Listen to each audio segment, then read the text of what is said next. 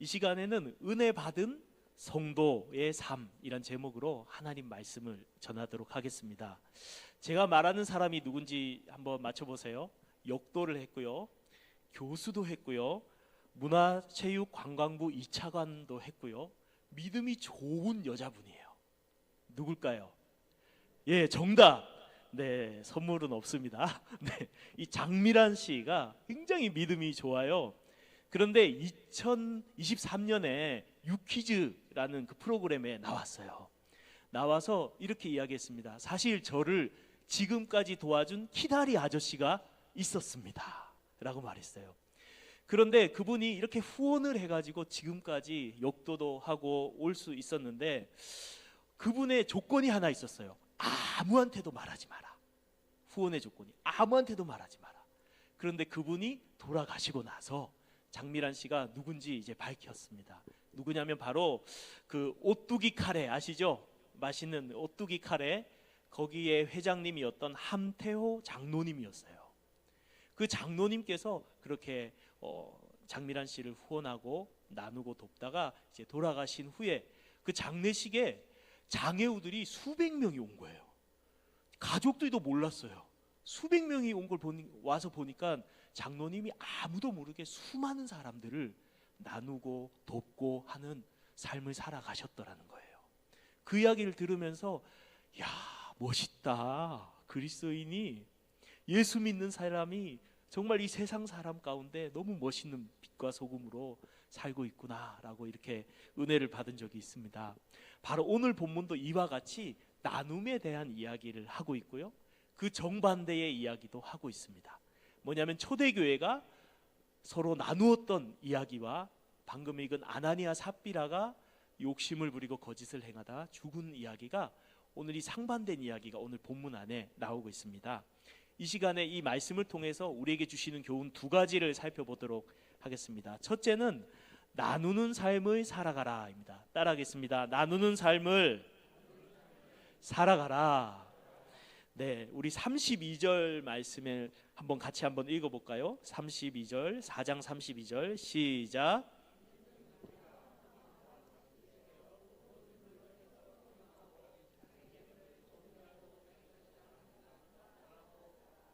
네, 그 초대교회 가운데, 예루살렘 교회 가운데 놀라운 열매가 뭐냐면 바로 오늘 읽은 말씀처럼 한 마음, 한 뜻이 되어서 서로 물건을 같이 써요. 통용하고 같이 쓸 뿐 아니라 자기 재물을 조금도 자기의 것으로 여기지 않았다, 이렇게 이야기하고 있습니다. 서로 나누는 삶을 살아갔던 게 초대교회의 모습이었죠. 내 건데 라는 욕심이 누구에게나 다 있잖아요. 그런데 그 욕심을 초월해서 서로 나누는 이 아름다운 삶을 초대교회가 살아갔다는 겁니다. 어떻게 이게 가능했을까요? 어떻게 가능했을까요? 바로 앞절에 답이 있어요. 31절 한번 보겠습니다. 시작. 빌기를 다음에 모인 곳이 진동하더니 무리가 다 성령이 충만하여 담대히 하나님의 말씀을 전하니라. 네, 대제사장과 그 정치 지도자들이 예수 이름을 전하지 마라 박해했을 때 교회는 모여서 뭐 했습니까? 기도했어요. 기도를 하고 성령 충만을 받으니까 담대하게 하나님 말씀을 전할 수 있게 되었어요. 밖으로는 복음을 담대하게 전했고 교회 안으로는 서로 나누는 삶이 사라졌던 거예요. 그 비결이 뭐죠? 성령 충만. 성령 충만할 때 나눔의 삶이 사라지게 될 줄로 믿습니다. 똑같은 얘기를 33절에서 35절까지 또 말하고 있어요. 우리 한번 읽어보겠습니다. 33절에서 35절 시작. 큰 권능으로 주 예수의 부활을 증언하니 무리가 큰 은혜를 받아 그 중에 가난한 사람이 없으니 이는 밭과 집 있는 자는 팔아 그 판 것의 값을 가져다가 사도들의 발 앞에 두매 그들이 각 사람의 필요를 따라 나누어 줌이라. 아멘. 여기서 주목할 게 33절에 사도들이 큰 권능으로 예수의 부활을 증언하니, 큰 권능으로 하나님 말씀을 전하니 어떤 일이 벌어졌어요? 큰 은혜를 받아. 큰 권능으로 말씀이 전해지니까요, 큰 은혜를 받은 줄로 믿습니다. 큰 은혜를 받으니까 어떻게 돼요? 주고 싶어요. 그래서 밭을 팔고 집을 팔고 해서 가난한 성도들을 서로 막 돕다 보고 나누어 주다 보니까 교회 안에 밥 굶는 사람, 빈곤한 극빈층이 사라지는 일이 초대교회 가운데 있었더라. 이런 이야기입니다. 저를 위해서도 기도해 주십시오. 큰 권능으로. 하나님 말씀, 모든 게 제 책임입니다. 제가 성령 충만해서 먼저 큰 권능으로 할 말씀을 전할 때 우리 성도님들에게 큰 은혜를 주시는 역사가 있기를 바랍니다. 큰 은혜를 받아야 뭐 할 수 있어요? 나눌 수 있어요. 나눠줄 수 있어요. 억지로 나눠줘 한다고 나눠질까요? 안 나눠져요. 우리 다 똑같아요. 우리는 인간이라 죄인이고 욕심이 있어서 안 되지만 성령 충만하면, 큰 은혜를 받으면 기쁨으로 우리가 나누는 삶을 살아가게 될 줄로 믿습니다. 오늘도 저희 소망교회를 볼 때마다 저는 소망이 생겨요. 얼마나 사랑이 많은지, 얼마나 나누고 섬기는 걸 좋아하는지. 오늘 추첨한다 했더니 막 선물이 계속 들어와가지고, 원래 10개만 하고 빨리 그것도 시간이 없다고 추첨권 딴 사람 뽑지 말고 저보고 다 뽑으라고 그렇게 시간이 없었는데 선물이 계속 들어와가지고요, 예상한 것보다 훨씬 많은, 서로 물건을 통용하는 역사가 일어난 줄로 믿습니다. 얼마나 이 사랑이 많은지. 또 커피도 서로 사겠다고 해서 또 나가서 차도 사고 이렇게 섬기는 모습들이, 교회 안에 식당으로 섬기고 서로 나누고 섬기는 이 아름다운 모습들이 너무 풍성한 우리 소망교회를 볼 때 하나님 기뻐하실 줄로 믿습니다. 더욱 풍성히 주님의 사랑으로 나눌 수 있기를 바랍니다. 이 예루살렘 교회도요, 이렇게 나누는데 그 중에 한 사람을 오늘 본문에 예를 들고 있어요. 36절에서 37절 한번 또 읽어볼까요? 시작. 구브로에서 난 레위 사람이 있으니 이름은 요셉이라. 사도들이 일컬어 바나바라. 번역하면 위로의 아들이라 하니 그가 밭이 있음에 팔아 그 값을 가지고 사도들의 발 앞에 두니라. 네. 그런 나눔의 한 사람을 예를 드는데 누가 나와요? 구브로에 있었던 그 섬이거든요. 전도 여행 첫 번째로 갔던 바울과 바나바가 고 구브로 출신의 레위 족속이고 이름은 뭐예요? 요셉. 요셉이라고 하는 누구예요? 바나바가 누굽니까? 바울과 바나바. 바울이 회심해가지고 박해하다가 회심하니까 아무도 바울을 안 믿어요. 다 바울 예수 믿었대 하면 아니야, 속이는 거야, 간첩이야, 다 안 만나러, 사도들도 다 도망다니던 때 바나바가 내가 보증할게, 이 사람 진짜 예수 만났다 하고 데리고 가서 사도들에게 인사시키고 이렇게 교제케 했던, 화해케 했던 사람이 바나바예요. 그 바나바가 이제 앞으로 등장할 텐데 미리 이야기하는 거예요. 오늘 본문에서 그 바나바가 원래 이름이 뭐였다고요? 요셉. 바나바 아니에요. 이름이 요셉이에요. 그런데 바나바는 뭐냐면 별명. 바 뜻이 뭐냐면 아들이란 뜻이고, 나바의 뜻은 위로란 뜻이에요. 그럼 해서 붙이면 위로의 아들. 별명이, 이 사람만 만나면 위로가 돼. 이 사람만 만나면 기분이 좋아, 막 치료가 일어나, 평안해. 그래서 야, 니는 바나바다, 위로의 아들이다. 교회에서 별명이 생겼어요. 보기만 해도 위로되는 사람. 여러분 모두가 바나바 되시는 역사가 있기를 바랍니다. 그래서 이 바울이 보니까 위로가 되어가지고 이 바나바가 위로가 되어가지고 있는데, 이 바나바가 어떻게 했어요? 오늘 본문에 자기 밭을 팔아가지고 그것으로 사도들 발 앞에 두어서 가난한 성도들에게 사랑으로 나누라고 내어 주었던 것입니다. 자, 오늘 이것이 우리 오늘 본문이 이 앞부분에서 이야기하는 게 뭐냐면 사랑의 나눔을 하라라는 거예요. 사랑의 나눔을 하라. 앞에서 우리 잠깐 살펴봤던 것 중에서 어떤 말씀이 있었냐면, 사란 초대교회 성도들이 모두 자신의 것으로 여기지 아니하고 라는 표현이 나오죠. 그 자신 물질을 내 거다라 생각한 게 아니라 누구의 것으로 생각했을까요? 주님의 것이다. 주님이 나한테 맡기신 것이다. 주인이 누구예요? 예수님. 우리 인생의 생명의 주인이 누구예요? 예수님. 우리 시간의 주인이 누굽니까? 예수님. 우리 자녀들의 주인이 누굽니까? 예수님. 물질의 주인이 누굽니까? 예수님. 예수님이 우리한테 맡긴 걸 가지고 우리가 누구를 위해서 살아야겠어요? 예수님을 위해서 살아야 될 줄로 믿습니다. 그래서 제가 이렇게 한 글에서 보았는데 하나님은 무엇을 원하시는가라는 책에 보면 이런 내용이 있어요. IT라는 섬 아시죠? 지진난 그 굉장히 급비난 나라인데 거기 선교사님 켈리라는 선교사님이 수년간 사역을 하다가 어느 날 추수감사절에 이번 주 헌금은 우리 가난한 이웃을 위해서 돕는 헌금을 하겠습니다 라고 광고를 했어요. 그런데 10대 소년 하나가 봉투를 헌금을 했는데 되게 두꺼워서 딱 봤더니 3개월치 월급 큰 돈이 들어있는 거예요. 그래서 야 너가 어디서 돈이 있어서 했냐 물어보니까 말을 팔았대요. 소년이 하나밖에 없는 귀한 말을 가난한 이웃을 구제하기 위해서 팔았대요. 그 이야기를 듣고 그러면은 그 가난한 사람들 돕는 그 축제 때는 왜 안 왔냐? 옷이 없어서 못 갔대요. 입고 갈 옷이. 그래가지고 이 아이가 정말 주님을 사랑해서 내 소유를 주님의 것으로 알고 이웃을 사랑함으로 그것을 섬기고 베풀었던 거예요. 그래서 이 선교사님이 가는 데마다 그 설교를 했어요. 이 아이가 그렇게 나눴습니다 하는데 어떤 부자 부인이 딱 오더니 지갑을 딱 꺼내더니 돈을 딱 주면서 그의 옷 사입히세요 하는 거예요. 선교사님 받았을까요? 안 받았을까요? 안 받았어요.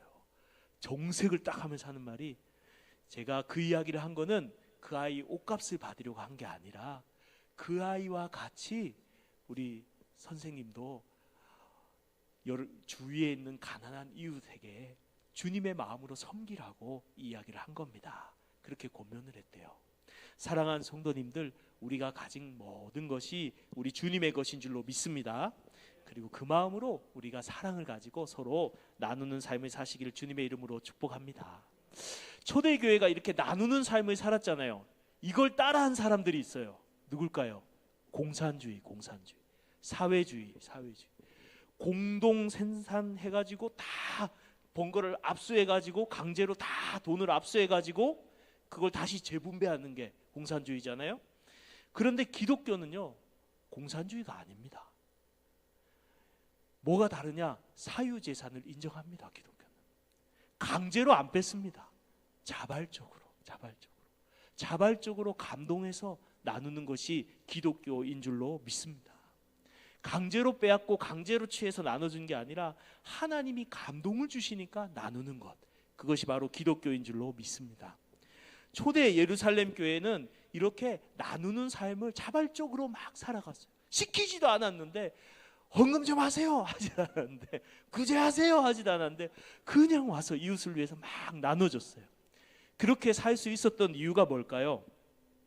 앞에서 얘기했죠. 성령 충만, 은혜 충만. 그럼 자동으로 되는 거예요. 자동으로. 사랑하는 성도님들, 우리가 성령 충만, 은혜 충만하면 이웃을 향한 긍휼의 마음, 사랑의 마음이 생길 줄 믿습니다. 그 마음을 가지고 우리가 이웃을 돕고 구제하고 나누는 그러한 믿음의 삶을 살아가시기를 주님의 이름으로 축복합니다. 이제 미국의 건국과 발전에 아주 중요한 역할을 한 벤자민 프랭클린이라는 사람이 있어요. 요즘에 벤자민 프랭클린 다이어리 이런 것도 나오는데 굉장히 시간 관리도 잘했던 아주 특출한 정치인이었고 특출한 인물이었는데 과학자이기도 했는데 이분이 어느 날 부흥 집회에 갔어요. 누가 설교를 했느냐? 그 당시에 18세기에 영국과 미국을 성령으로 불바다를 만들었던 조지 휘필드라는 목사님 설교하는 데 가서 말씀을 들었대요. 근데 그 목사님이 조지아 주에다가 고아원을 차리기 위해서 기부 헌금을 받는 그러기 위해서 설교를 했는데 설교를 할 때 이 벤자민 프랭클린이 주머니에 손을 넣어보니까 동전이 한 주먹 정도 잡히게 있고 반대쪽에 넣으니까 은하가 3-4개, 금화가 5개 있더래요. 그래서 뭐라고 설교를 들으면서 결심했냐면 절대 안 넘어가리라. 절대 헌금 안 하리라. 난 절대 헌금 안 한다. 안 넘어간다. 은혜 받으면 위험하다. 그래서 절대 헌금 안 해야지 하고 설교를 듣고 있는데 은혜 받았을까요? 안 받았을까요? 은혜를 받았어. 그래서 그럼 동전 정도는 헌금을 해야겠다. 그러고 있는데 말씀 듣다 보니까 또 더 많이 은혜가 돼요. 그러니까 어떻게 할까요? 은하까지는 내가 헌금을 해야겠다. 근데 은혜를 더 받았을까요? 덜 받았을까요? 더 많이 받았어요. 나올 때 보니까 주머니 한 개도 없어. 전부 다 헌금하고. 중요한 게 있습니다. 우리가 이웃을 나눔에 있어서 강제로 절대로 하지 마세요. 강제로 하면 나한테도 은혜가 안 되고 또 다른 덕도 안 될 수가 있어요. 우리가 구제를 하고 헌금을 하고 할 때에 하나님이 주시는 은혜를 받아서 성령이 주시는 감동을 따라서 기쁨으로 나눌 수 있기를 주님의 이름으로 축복합니다. 자발적으로 섬길 수 있기를 축복합니다. 그게 진짜 나눔입니다. 진짜 강제 아닙니다. 하나님 주시는 기쁨과 은혜, 성령 충만함으로 우리가 사랑으로 서로 작은 것이라도 나누고 사랑을 나누고 따뜻한 말도 나누고 섬김을 나누고 물질도 나누고 이렇게 또 나눔으로 풍성해지는 수원소망교회 되시기를 주님의 이름으로 축복합니다. 두 번째 오늘 본문을 통해서 주시는 말씀은 뭐냐면요, 따라하겠습니다. 진실한 삶을 살아가자. 어떤 삶이요? 진실한 삶. 첫 번째는 뭐였습니까? 나누는 삶. 두 번째는 진실한 삶. 오늘 본문에 그 문제의 사람 두 명이 나옵니다. 자, 1절과 2절을 읽도록 하겠습니다. 시작. 아나니아라 하는 사람이 그의 아내 삽비라와 더불어 소유를 팔아 그 값에서 얼마를 감춤해 그 아내도 알더라. 얼마만 가져다가 사도들 발 앞에 두니 라고 말하고 있어요. 앞에서 밭을 판 사람이 먼저 나왔는데 누구였어요? 바나바가 먼저 밭을 팔았죠. 그래서 가난한 사람에게 구제하라고 내놨는데 그 모습을 보고 성도들이 칭찬하고 존경하고 박수치고 대단하다 이런 모습을 옆에서 지켜보는 부부가 두 명이 있었는데 누구예요? 아나니아 삽비라. 우와, 나도 칭찬받고 싶다. 우와, 사람들이 나도 알아줬으면 좋겠다. 아나니아 삽비라가 그 마음이 들었던 거예요. 그래서 이 아나니아 삽비라가 어떻게 했냐면 자기도 밭을 팔았어. 대단하죠, 이 정도. 밭을 팔아가지고 막상 팔고 나니까 욕심이 생길까요, 안 생길까요? 생겼어요. 다 주기나 합갖고 칭찬은 받고 싶고 이래가지고 일부를 숨겨놓고 일부만 딱 내면서 뭐라고 말하면 제 밭을 다 팔아서 주님께 드립니다. 이런 거예요. 이런 거. 하나님이 알까요, 모를까요? 성령님이 알까요, 모를까요? 알아요. 그래가지고 오늘 본문에 3, 4절에 베드로가, 성령 충만한 베드로가 이렇게 말합니다. 읽겠습니다. 시작. 베드로가 이르되 아나니아야, 어찌하여 사탄이 내 마음에 가득하여 내가 성령을 속이고 땅값 얼마를 감추었느냐. 땅이 그대로 있을 때에는 내 땅이 아니며 판 후에도 내 마음대로 할 수 없더냐. 어찌하여 이 일을 내 마음에 두었느냐. 사람에게 거짓말한 것이 아니요 하나님께로다. 아멘. 베드로가 뭐라 하냐면 베드로는 성령에 충만한데 아나니아는 뭐가 가득해요? 사탄이 오늘 사탄이 가득할 수도 있어요. 베드로도 순간 옛날에는 사탄에게 속았잖아요. 주님 보고 십자가 못 박히지 말라고 했잖아요. 우리 믿는 사람들도요, 깜빡 사탄에 속을 수가 있어요. 저도 속을 수가 있어요. 우리 모두 다 속을 수가 있어요. 우리 옆에 사람에게 말합시다. 사탄에 속지 맙시다. 성령 충만합시다. 네, 사탄에 속으면 안 됩니다, 여러분. 우리 성도들은 다 선하고 다 사랑스럽고 너무나 귀하세요. 존귀하세요. 이 존귀한 우리 성도님들이 사탄한테 속은 거 보면 내가 속상해. 우리 한 명도 속지 말고 오직 사탄이 가득이 아니라 뭐가 가득? 성령이 충만하기를 주님의 이름으로 축복합니다. 그래가지고 이 속인 거를 누구를 속였다고 말해요? 성령을 속인 거라고. 교회를 속인 게 아니라 성령을 속이고 또 누구를 속였다고요? 하나님을 속인. 무서워요, 안 무서워요? 무서운 죄죠. 하나님 속이고 성령 속이는 거. 그래서 거짓말을 가볍게 여기면 안 됩니다. 우리는 진실한 그리스도인이 되어야 될 줄로 믿습니다. 자, 그랬더니 이 베드로가 혼냈어요. 왜 속이냐? 성령 혼냈더니 어떤 일이 벌어졌어요? 5절 6절 시작. 아나니아가 이 말을 듣고 엎드러져 혼이 떠나니 이 일을 듣는 사람이 다 크게 두려워하더라. 젊은 사람들이 일어나 시신을 싸서 메어 나가 장사하니라. 아나니아가요 죽었어요. 하나님 치셨어요. 그리고 나서 3시간 뒤에 부인 이름이 세잔데 뭐예요? 삽비라. 3시간 뒤에 삽비라가 아무것도 모르고 와서 이것이 전부냐? 예, 전부입니다. 그래가지고 아내도 죽어요. 이 말씀을 듣고 여러분 어떤 생각이 드세요? 하나님 너무한 거 아니야? 너무 과하신 거 아니야? 거짓말했다고. 그래, 거짓말했다고 목숨을 꽥 거짓말했다고 죽일 수가 있는가? 이런 생각 해보셨죠? 저만 했나요? 해보셨? 뭐 여쭤볼게요. 예수님이 거짓말했다고 죽이신 거, 하나님 죽게 하신 거 과한 거 아닙니까? 어떻게 해석해야 돼요? 어떻게 생각하십니까? 윤 장로님. 그렇네요.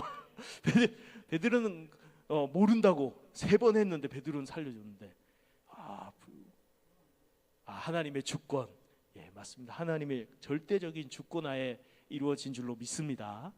그런데 맞아요. 그런데 이것을 잘 이해할 수 있는 힌트가 있어요. 여기서 아나니아가 밭의 일부를 그 금액을 감추었다고 했는데, 이 감추다라는 단어가 유대인들이 평소에 많이 읽던 히브리어를 까먹었어요. 외국에 포로로 갔다가. 그리고 헬라어나 아람어만 기억을 해요. 그 사람들이 쓰는. 그래서 유대인들을 위해서 성경을 번역했어요. 구약을. 그게 헬라어 성경인데 70인역이라고 해요. 70명이 번역한 성경. 이 헬라어 70인역 성경에 보면 이 감추단 단어가 딱 한 번 나와요. 성경을 많이 읽으니까 그 사람들 이 단어 나오면 딱 무슨 뜻인 줄 알아요. 스피노조마이란 단어인데, 이 단어가 어디 나오냐면, 아간이 하나님이 모든 걸 다 바쳐라 했는데 옷 한 벌과 은과 금덩어리 하나를 취하여다가 감췄죠. 그 단어예요. 그 단어. 그 단어 딱 들으면 이 사람들은 딱 아간 떠오르는 단어예요. 왜 이 아간의 이야기를 가지고 들어왔냐면, 이스라엘 공동체가 출애굽에서 거룩한 공동체로 할례도 받고 유월절도 지키고 이제 약속의 땅으로 가서 첫 번째 전쟁을 해서 승리했잖아요. 여리고를 무너뜨리고. 그 첫 번째 승리한 거룩한 공동체가 시작됐는데, 그때 처음으로 일어난 죄가 뭐예요? 아간의 범죄예요. 하나님이 얼마나 강력하게 치신 아이성 전투에서 패하고 아간을, 그 집안을 처벌하십니다. 죽게 하십니다. 왜냐하면 거룩한 공동체가 처음 시작됐을 때, 이 죄가 처음으로 들어왔을 때 하나님은 처음으로 강하게 치심을 통해 경고하시는 거예요. 이스라엘 백성들에게 죄가 얼마나 내가 싫어하는 것이고 얼마나 무서운 것인 줄 아느냐. 너희는 죄를 지어서는 안 된다. 그런데 그하고 똑같은 사건이 바로 오늘 본문이라는 거예요. 같은 단어를 써서.